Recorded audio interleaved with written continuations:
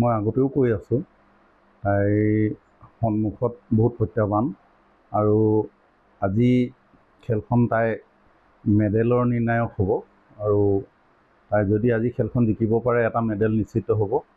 আৰু আমি সেইটোৱেই, তাই যদি ভাল খেল প্ৰদৰ্শন কৰিব পাৰে নিশ্চয় ভাল এটা আমি ৰিজাল্ট পাম বুলি ভাবোঁ। আৰু মই সেইটোৱে কওঁ, তাইক আগতেও কৈছোঁ আৰু কওঁ যে তই যিখিনি শিকিলি আজি 2-3 বছৰে যোৱা অলিম্পিকৰ পৰা এই অলিম্পিকৰ মাজৰ যিখিনি সময়ছোৱাত তই যিখিনি শিকিলি সেইখিনি এতিয়া এই খেলত 100% প্ৰয়োগ কৰ আৰু তোৰ নিজৰ 100%টো দে।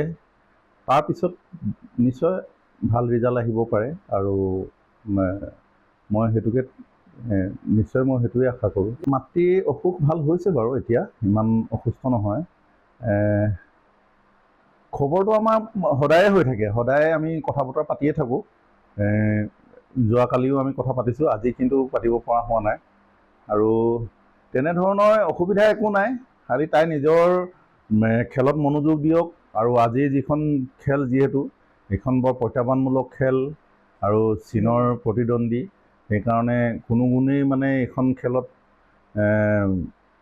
মানে তাই হেৰুৱাব নালাগে, তাই নিজৰ 100%টো প্ৰয়োগ কৰিব লাগে। মই সেইটোৱে আশা কৰোঁ। 4 আগষ্ট হয়, সেয়াই খেলটো আৰু খেলেই দিয়কচোন।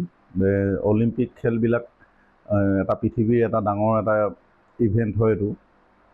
আৰু বিশেষকৈ আমাৰ ভাৰতবৰ্ষৰ খেলৰ বিষয়ত লৈ অকণমান এতিয়া দুখ লগা বিষয় বুলিয়ে ক'ব পাৰি। আমি একেবাৰে 48 সংখ্যক মানে 50ৰ তলত আছোঁগৈ। সেইকাৰণে সকলোৱে জোৰ দিয়ক আৰু বাকী পৰৱৰ্তী যিসকল খেলুৱৈ আছে সেইসকলেও অকণমান জোৰ দি মেডেলৰ কাৰণে চিন্তা কৰক। মই সেইটোৱে আশা কৰিম। হয়, মই তাৰ বাবে সকলো অসমবাসী আৰু সকলো ব্যক্তি বিশেষ সকলোকে মই কৃতজ্ঞতা আৰু ধন্যবাদ জনাইছোঁ।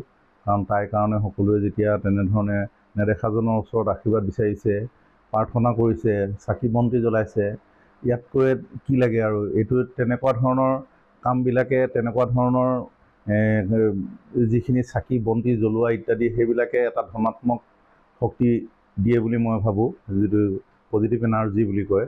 আৰু সেইকাৰণে সেইখিনি তেনেধৰণৰ পজিটিভ এনাৰ্জিয়েও যে তাইক এটা প্ৰভাৱ পেলাব সেইটো মই আশা কৰোঁ।